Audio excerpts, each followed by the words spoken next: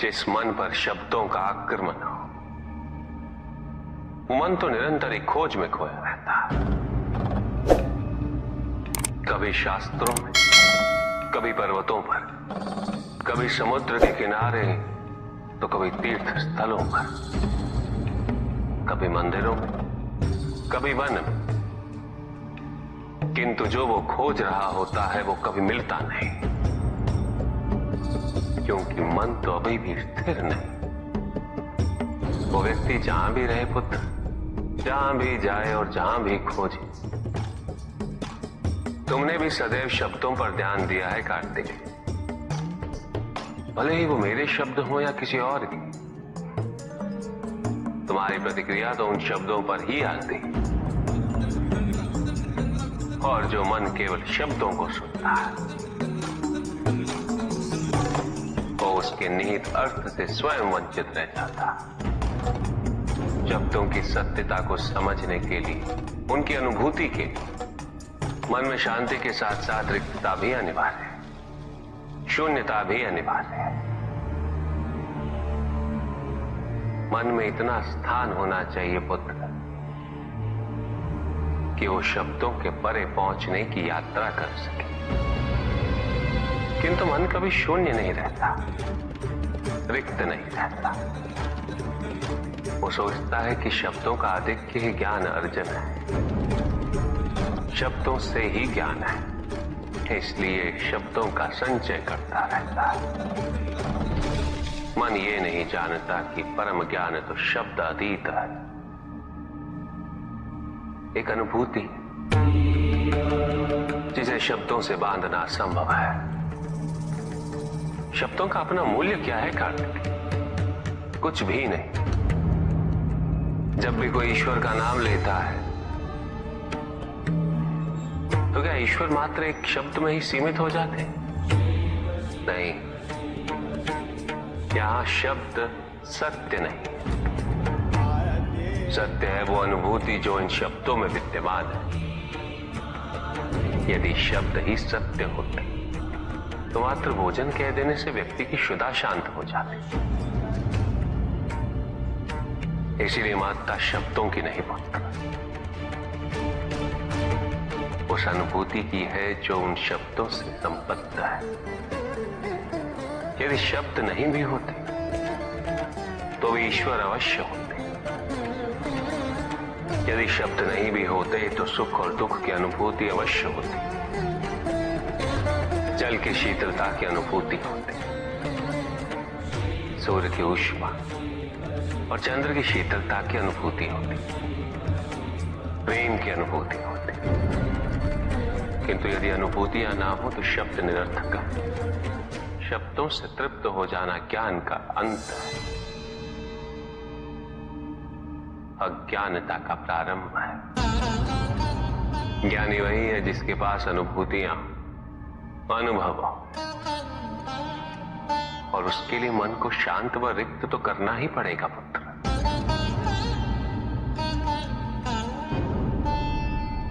युद्ध किसी व्यक्ति से नहीं गणेश, मानसिकता से होता।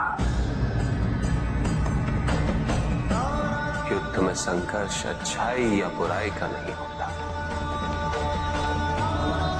सभी में अच्छाई है और बुराई भी है पुत्र। युद्ध तो विचारधाराओं का होता है।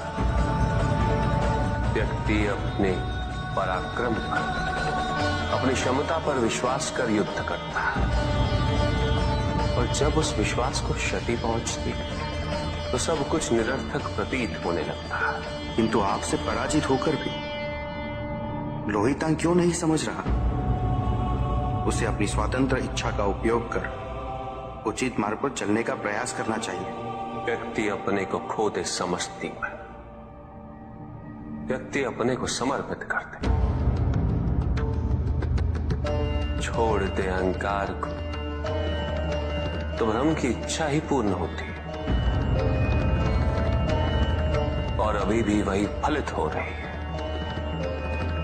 ऐसा नहीं है कि हम उससे भिन्न फलित करा लेंगे, लेकिन व्यक्ति भिन्न फलित कराने में लड़ेंगे, टूटेंगे, नष्ट हो। एक नदी में एक बार बाढ़ आ गई पुत्र। 2 छोटे से तृण उसमें बह रहे थे और उसमें से एक नदी में तिरछा पड़ गया और वो बाढ़ को रोकने का प्रयास कर रहा था। वो अत्यंत ऊंचे स्वर में कह रहा था कि नदी को आगे नहीं बढ़ने देगा। यद्यपि नदी तो बस बढ़ती ही जा रही थी। वो फिर ऊंचे स्वर में यही कह रहा था कि मैं इसे अवश्य रोकूंगा, यद्यपि रोक नहीं पा रहा था। नदी को तो उसके संघर्ष का कुछ भी पता नहीं चल रहा था, किंतु नदी को उसके होने या ना होने से क्या अंतर। उस कण के लिए तो यह अत्यंत महत्वपूर्ण था। उसका जीवन तो संकट में था। वो तो बस बहे जा रहा था। वो जहां भी पहुंचता, किंतु उससे पहुंचना तो संघर्ष करके ही था। किंतु ये बीच का क्षण, ये बीच का काल दुख, पीड़ा, द्वंद्वता का काल है। वहीं दूसरी ओर जो दूसरा तृण था, उसने अपने को समर्पित कर दिया। वो तो नदी में सीधा पड़ा हुआ था। नदी के प्रवाह के साथ साथ बहता जा रहा था और उसे ऐसा प्रतीत हो रहा था जैसे कि वो नदी को दिशा दे रहा है, उसे प्रवाहित होने में सहायता कर रहा हो। वो तो ये निश्चय कर बैठा था कि नदी को समुद्र तक पहुंचाकर ही रहेगा, किंतु नदी को उसकी उपस्थिति का भी आभास नहीं था। नदी पर उन दोनों के होने या ना होने का कोई प्रभाव नहीं था। नदी तो बस बहे जा रही थी। ब्रह्म की इच्छा को जाना नहीं जा सकता, किंतु ब्रह्म के साथ एक अवश्य हुआ जा सकता, और तब व्यक्ति की अपनी इच्छा तो खो ही जाती है। केवल उसकी इच्छा ही शेष रह जाती है। द्वैतांग को अपनी आगे की यात्रा पूरी करने हेतु अत्यंत महत्वपूर्ण निर्णय अवश्य लेने होंगे। केवल उसके अहंकार को, अपितु उसके आत्मसम्मान को भी क्षति पहुंची। जहां से इस युद्ध का अंत हुआ है, वहीं से लोहितांग के अंतर युद्ध का आरंभ हुआ है। और जो भीतर पराजित होता, उसे हर दिशा में केवल पराजय ही दिखती है।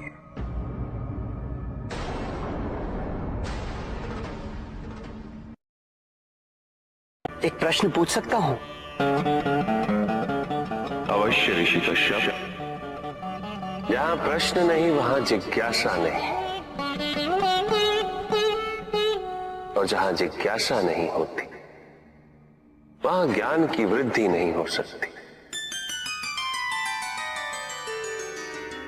निसंकोच होकर पूछिए।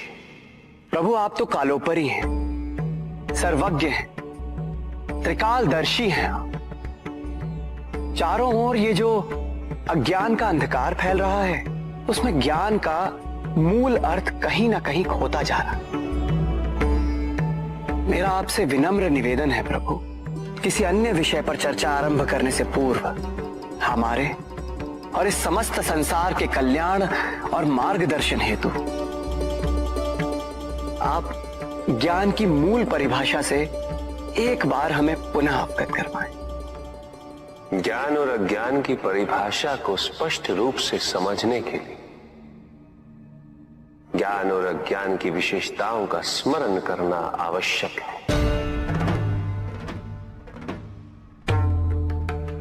जिसके कारण स्वार्थ, विनाश, क्रूरता, अशांति और भय में वृद्धि हो। वो अज्ञान है। किंतु जो व्यक्ति को उदार, निर्भीक, सहनशील और विनम्र बनाए, वही ज्ञान है। अज्ञान की शक्तियां दुरुपयोग करने हेतु प्रेरित करती हैं, किंतु जो अपनी शक्तियों और अपने सामर्थ्य के प्रति अपने उत्तरदायित्व को समझाए, जो न केवल अपने अपितु अपने से पहले संसार के उद्धार हेतु प्रोत्साहित करे, वो ज्ञान है। ज्ञान का मूल उद्देश्य ही परोपकार है, सृजन है।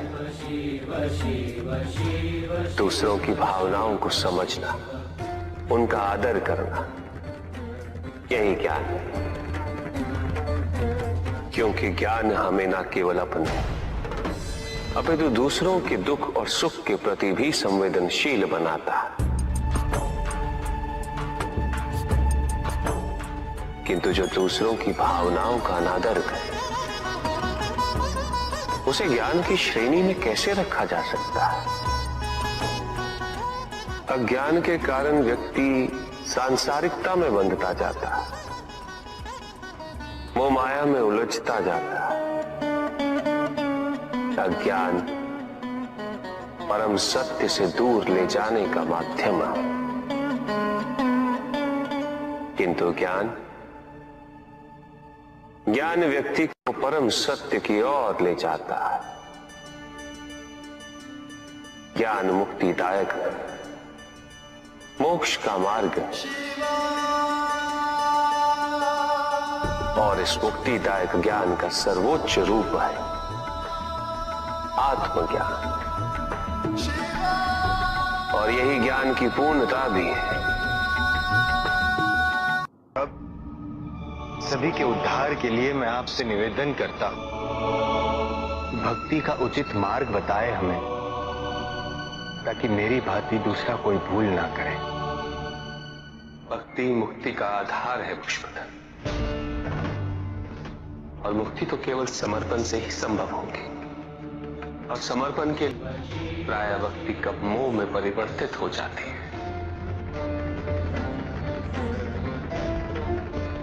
और ऐसे में पथ भ्रमित होना अनिवार्य है।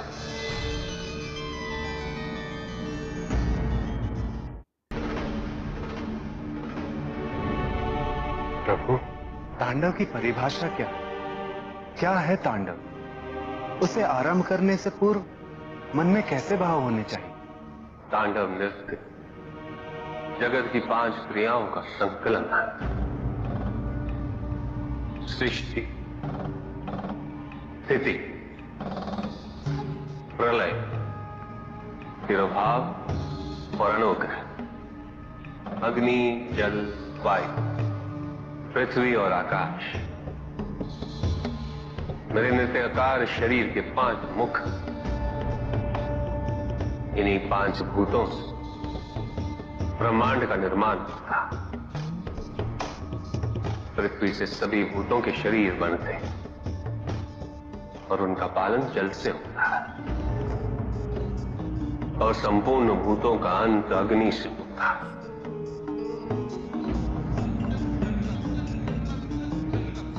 वायु तथा आकाश में तिरोभाव और अनुग्रह की शक्ति। इस प्रकार मेरे ये 5 महाभूत मुख मेरे नृत्य की 5 महाक्रियाओं का प्रतीक है।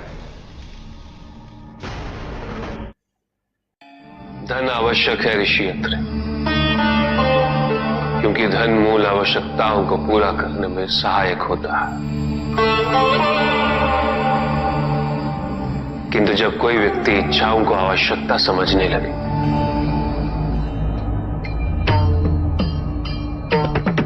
तो धन कितना ही क्यों ना पर्याप्त नहीं होता, क्योंकि इच्छाएं अंतहीन है। इसलिए मनुष्य कभी ना समाप्त होने वाली इच्छाओं की पूर्ति हेतु धन संचय को ही अपने जीवन का लक्ष्य समझ लेता है,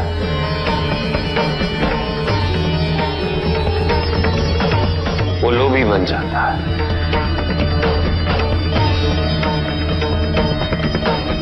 वो भूल जाता है कि उसके जीवन का मुख्य लक्ष्य ईश्वर के समीप आना है।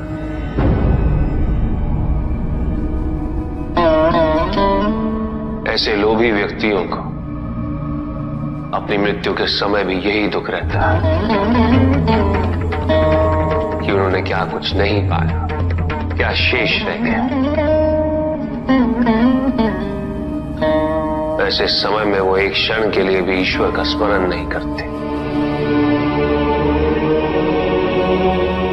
अपने जीवन की निरर्थकता और व्यर्थता का बोध नहीं होता। बिल्कुल चाहिए, धन चाहे कितना भी हो ऋषियत्र, मूल आवश्यकताएं तो केवल उतनी ही। तन ढकने के लिए वस्त्र, पेट भरने के लिए आहार और शरण के लिए भवन। इन आवश्यकताओं के पूर्ण होने के पश्चात जो भी है वो इच्छा है। धनी व्यक्ति के पास जो भी अतिरिक्त धन होता है वो उसे दान करना चाहिए, उनके उद्धार के लिए जो अपनी मूल आवश्यकताओं को पूरा नहीं कर सकते।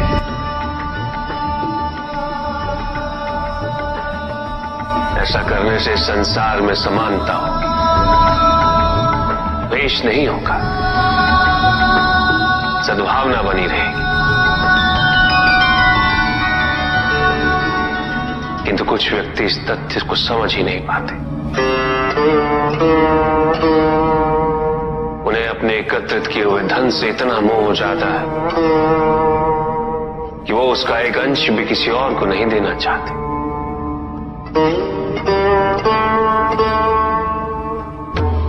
ऐसे व्यक्तियों की सूची में सर्वप्रथम स्थान कुबेर का है।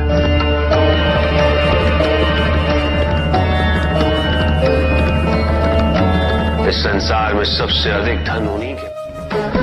शक्तिशाली बनना अत्यंत कठिन है, किंतु उससे भी कठिन होता है शक्तिशाली बने रहना। और इसके लिए आवश्यक है कि हम शक्तियों से प्राप्त हुए उत्तरदायित्व का सम्मान करें।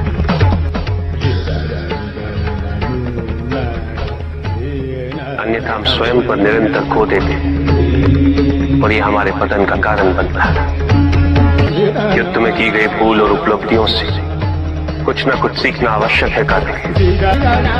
बुराई और अच्छाई के मध्य ये युद्ध निरंतर चलता रहेगा। आज एक अध्याय समाप्त हुआ है, कल दूसरा अध्याय आरंभ होगा। जब तक इस समस्त संसार में बुराई है तो अच्छाई भी होगी, किंतु अच्छाई और बुराई के युद्ध में जीत सदैव अच्छाई की ही होगी। प्रभु, क्या संसार में केवल सुख का होना संभव नहीं है? प्रत्येक आत्मा का लक्ष्य केवल सुख की प्राप्ति ही तो है।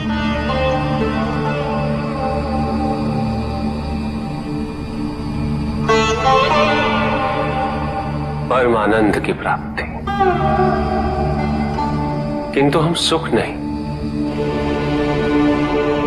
सुख को प्रदान करने वाली वस्तुओं को एकत्रित करना ही जीवन का उद्देश्य मान लेते हैं। ये समस्त संसार माया है, सब कुछ नश्वर है।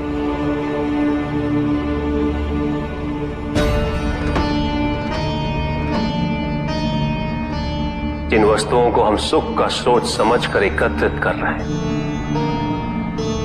वो सदैव नहीं रहेंगे। जो व्यक्ति सत्य को जानते हुए भी लोभ का परित्याग नहीं करते वो सदैव इन्हें खोने के भय में जीते।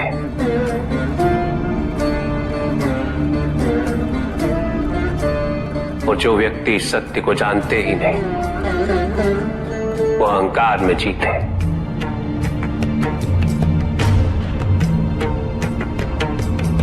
और जहां अहंकार और भय उपस्थित हो, वहां सुख कैसे रह सकता?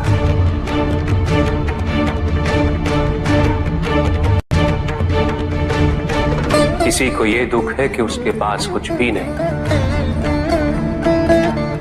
और जिसके पास सब कुछ, उसे यह दुख है कि पाने को कुछ शेष नहीं। सुख को हम स्वयं अपने दृष्टिकोण से परिभाषित कर देते हैं, जबकि वास्तविकता इससे भिन्न है।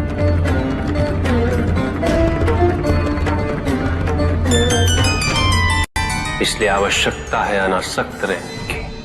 किंतु प्रभु, क्या आसक्ति स्वाभाविक नहीं है? और दुख का मूल कारण भी तो यही है ऋषि भृगु। आसक्ति हमारे मन की शांति को छीन लेती, उसे भंग कर देती।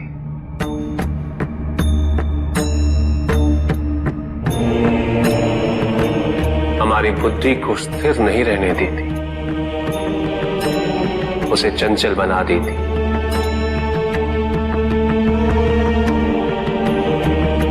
आसक्ति से प्रमाद की उत्पत्ति होती, प्रमाद मद होता है, और मद अहंकार का स्रोत है। और अहंकार पूर्णतः शुभता में परिवर्तित हो जाता है, अर्थात आसक्ति अशुभता की जननी। इसलिए अनावश्यक है। तो प्रभु, आसक्ति को अनासक्ति में कैसे परिवर्तित किया जा सकता है? और हम आसक्ति से कैसे उबर सकते हैं प्रभु? आसक्ति से मुक्त होना ही अनासक्ति है। आसक्तिहीन होने के लिए अपने और पराये का भेद मिटाना अनिवार्य है।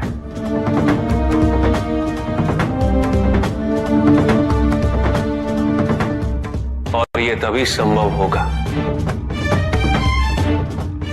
जब हम सुख की खोज बाहर नहीं, अपने भीतर करें। जब हम यथार्थ को पहचानें, उसे स्वीकार करें।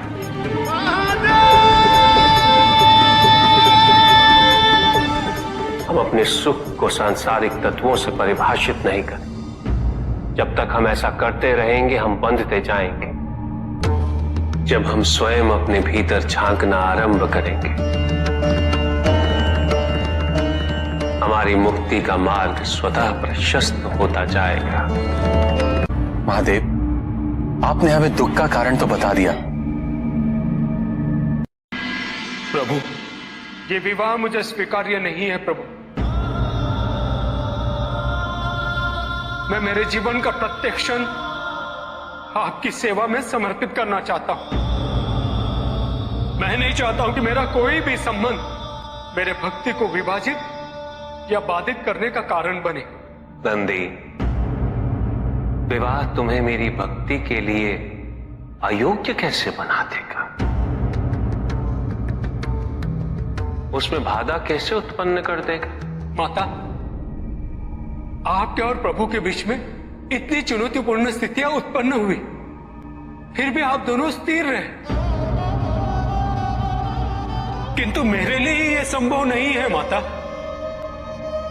क्योंकि मैं अपने दायित्व के मार्ग में कोई भी विकर्षण सहन ही नहीं कर सकता। नंदी, मेरे एक प्रश्न का उत्तर दोगे? पहले तो तुम केवल मेरे प्रति ही समर्पित थे, किंतु अब तुम मेरे साथ साथ पार्वती की भी आराधना करते हो।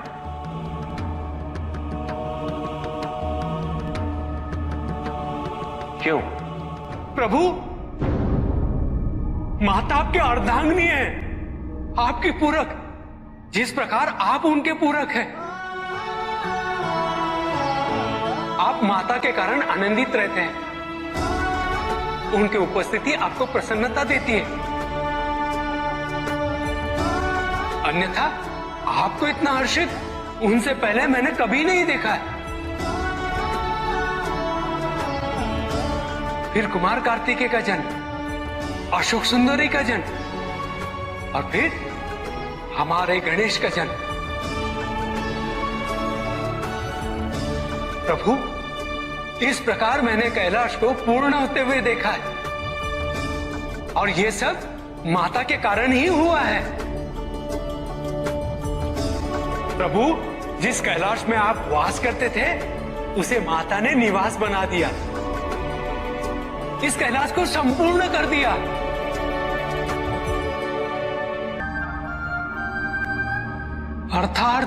अर्थात व्यक्ति की पूर्णता हेतु विवाह आवश्यक है नंदी। जैसे स्वामी और हम एक दूसरे के पूरक हैं, उसी प्रकार तुम्हारी अर्धांगिनी और तुम एक दूसरे के पूरक बनोगे। विवाहित जीवन की अनुभूति, परिवार का सुख, उसके सुख और उसकी सुरक्षा के लिए संघर्ष, ये सभी अनुभूतियां व्यक्ति के विकास के लिए अनिवार्य है नंदी। किंतु प्रभु, मेरी स्वतंत्रता। स्वतंत्र तो वो नहीं है नंदी जो विवाह के विचार से भयभीत तो होते हैं या संकोच करते हैं, क्योंकि स्वतंत्रता तो वो है जो किसी भी विचार से प्रभावित ना हो, किसी भी सुख, किसी भी दुख से प्रभावित ना हो। और जो व्यक्ति इतना तटस्थ हो, जागरूक हो, उसकी स्वतंत्रता को तो विवाह से भी प्रभावित नहीं होना चाहिए। और फिर क्या गणेश, कार्तिकेय और अशोक सुंदर, ये सभी विवाह उपरांत परिवर्तित हो गए? क्या उनका विवाहित होना उनकी भक्ति और उनके समर्पण में बाधा बन गया नंदी? उनकी स्वतंत्रता में बाधा बन गया? क्या अपने माता पिता के प्रति उनका प्रेम और उनका सेवा भाव घट गया नंदी? फिर मेरे एक और पुत्र को ये चिंता क्यों?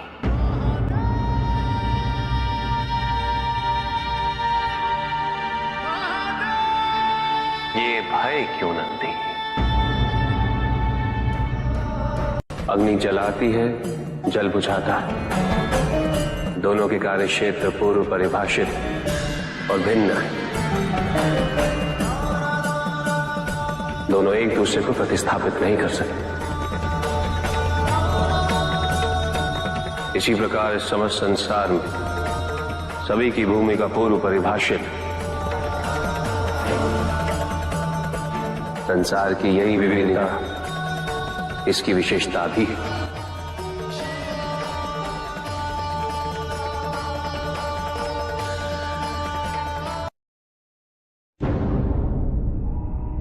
सृष्टि के निर्माण उपरांत एक बार नारायण ने तप के लिए महादेव से उत्तम स्थान के निर्देश की याचना की।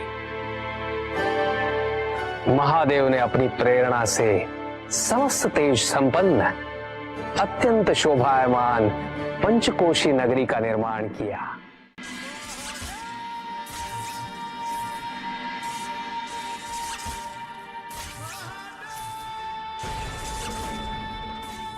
वहां उपस्थित होकर नारायण ने बहुत काल तक तपस्या की।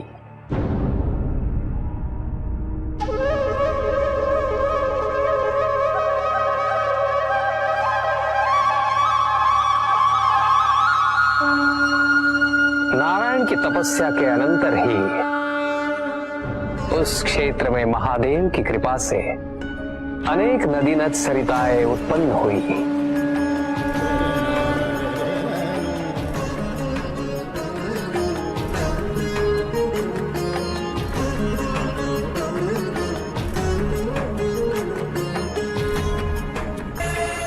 इस सब को देखकर आनंदमयी हो उठे नारायण ने जैसे ही अपना शीश हिलाया, उनके कान की मणि गिर पड़ी।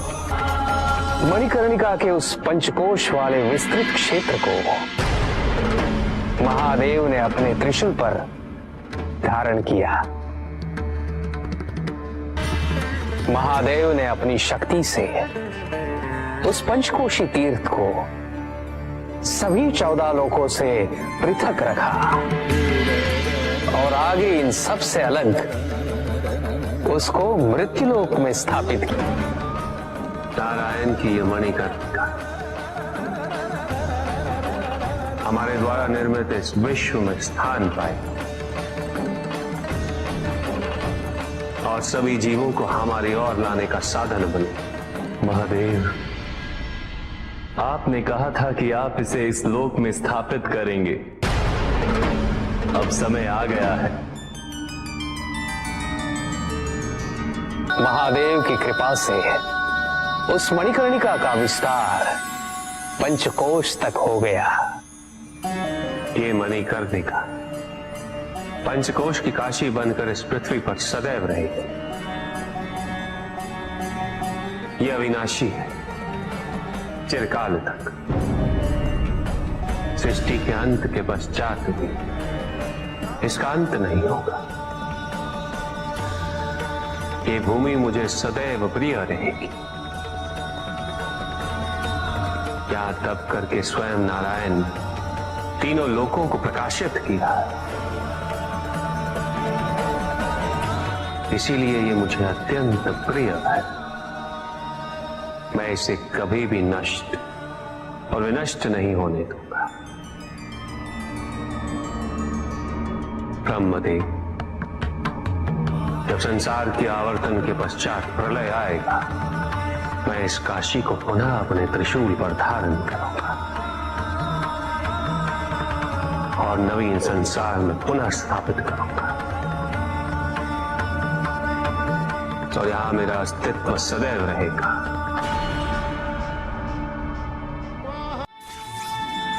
महादेव ने उस क्षेत्र से अपने आत्मिक योग को ध्यान में रखते हुए अपने ज्योतिर्लिंग को वहां स्थापित किया, जो इस क्षेत्र से कदापि पृथक नहीं हो सकता। विश्व की स्थापना तो हुई, किंतु इस ज्योतिर्लिंग को आपने उस स्थान पर स्थापित किया है जिसकी ऊर्जाएं विश्व से परे। इस ज्योतिर्लिंग को विश्वेश्वर ज्योतिर्लिंग के नाम से जाना जाएगा।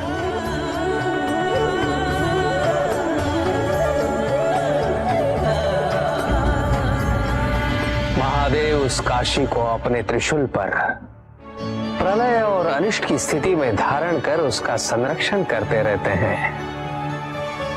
इसीलिए ये क्षेत्र सभी लोगों से न्यारा है। नारायण की मणि गिरते ही उस स्थान का नाम मणिकर्णिका तीर्थ पड़ गया।